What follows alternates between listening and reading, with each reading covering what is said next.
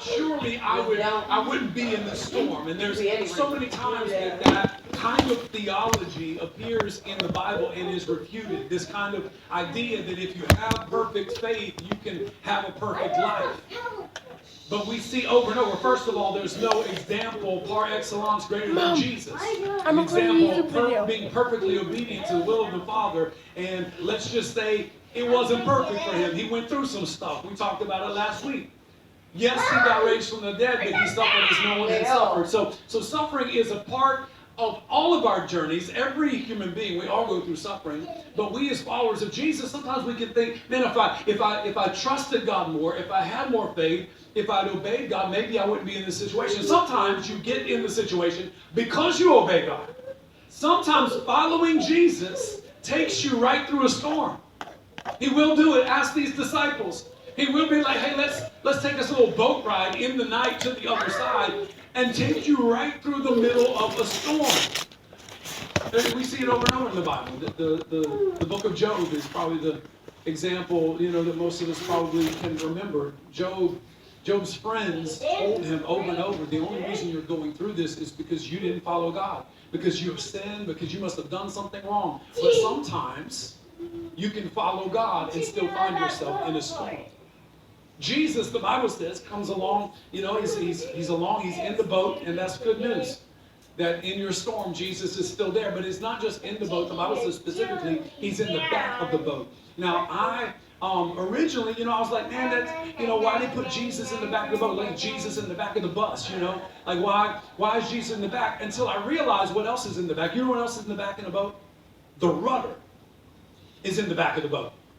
And in these ancient Galilean vessels, we've actually, archaeologists have found these same exact boat that Jesus and the disciples would have been on. They had the rudder, if you will, was a single oar that was fixed. And so they didn't use it to move. They used that oar. They would just move it, and it would direct them. That's what a rudder does. It's the wheel, basically. But they didn't have a wheel. They would move the udder. And so the driver of the boat, the helmsman of the boat, was in the back on the right side. The right rear is where this was always located. And these boats, which is why, by the way, last week we saw Jesus telling them to fish on the other side, on the right side, because Galilean fishermen always fished on the left side, because they didn't want their nets to get tangled in the oar on the right side in the rear. And so in this boat, whomever's driving, we don't know who it is. My guess is it's one of the four fishermen. Peter, Andrew, James, John. I don't know why I got a feeling it's John. He was the youngest. I don't know. Maybe they didn't trust him to drive. I don't know. John was probably a teenager at this time. So maybe not. Maybe they're like, no, we don't want John driving at night. Maybe it's Peter. We don't know. But whoever it is, in the driver's seat, the Bible says, who else is in the back of the boat? Jesus was also in the back of the boat. So Jesus is probably, these boats are not very wide. They're about 7 feet wide. So there's room for maybe a couple people. And so you got the driver in the back on the right, and my guess is Jesus is in the back on the left. Jesus is right next to whoever's driving this boat. Jesus is riding shotgun. Which makes sense, because the trip was his idea. So in my mind, Jesus is like, hey, let's go to the other side. Shotgun. Because the other guys didn't even know they were going to be going, so they didn't get a chance, and Jesus called it before anybody else. And so I don't know if that's how it happened. The text doesn't tell us, but I think Jesus called shotgun real fast.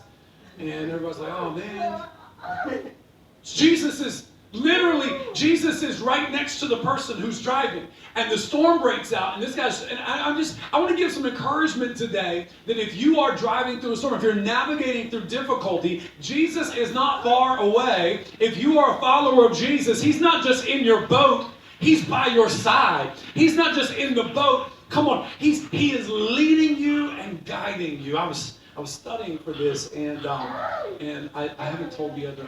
I've not told the other services this. So y'all, this is gonna be our secret, okay? Because somebody after last service was really excited appreciate this illustration, and they're like, oh, how did you find out about whatever? And I said, okay, I'm gonna be honest.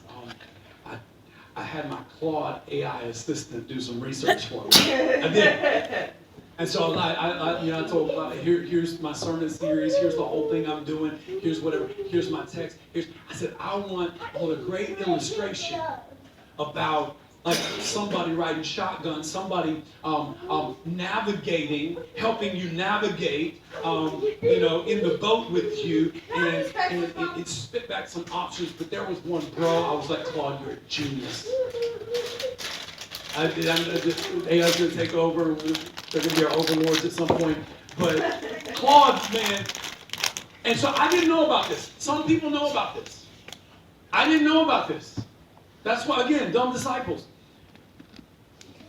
Rally racing. Oh, don't put it on her face. Anybody know about rally racing? Leo, put your butt on the couch and be quiet. 3, 4, 5. Okay. I feel like 12:45 is the biggest rally. We had 3 in the 9:15 and 4 in the 11. We got about 6 in this service.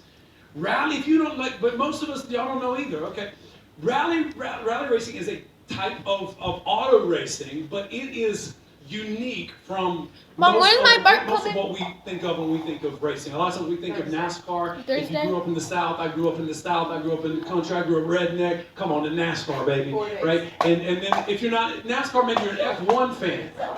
Come on, we got some F1 fans. That means you're too good for NASCAR, or you got money. It's one, I don't know which one, but right, because I mean the French Riviera and all these, amazing European cities. And so both of them though are circuit races, which means they finish where they started.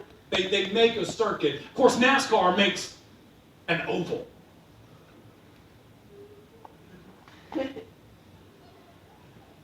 Wonder which way they're going to turn.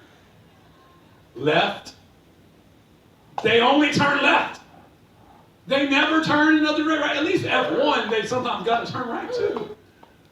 But even then, the drivers, like the courses, they know the courses, they practice the courses, they run the courses. It is the driver's responsibility to memorize the course, to memorize the track, to memorize the turns, to memorize the banks, to memorize the straightaways, to know when they need to decelerate and accelerate, how hard to turn and bank, all those things. That's what a driver, a NASCAR and F1 driver, that's what they do. They've got to know every inch of that race course, and that's great and all, but when I'm talking about an illustration of life, I don't know. I don't get to know the course ahead of time. I don't get to memorize every turn. I don't get to memorize what's going to happen in my life. I don't know what's coming next year, much less even tomorrow. But rally racing, I started researching rally racing. I'm like, I think I'm going to start being a rally racer. It's big in Scandinavia, apparently, so babe, we're heading to Norway next week, actually. She doesn't look like she's excited about rally racing. So here's the thing, rally racing, it's on all kinds of terrains. It's on real streets, sometimes dirt roads. The drivers don't know the courses. One more time I have to tell you. And here's the thing, here's the real difference. Rally races don't just have one driver, they have 2. They have a driver and a co-driver. There's 2 people in every rally race car. And this is crazy. It's unbelievable. In fact, I got a video I just want to show you because some of y'all don't know how cool it is. Y'all gonna be rally racing. Watch this. Oh, shit. People are right on the side of the road, by the way. The fans stand right by the road. Come on, snow, don't matter. Whoa, shit. Come on, that looks fun. They do that with That now I looks have to find a picture amazing. of the team.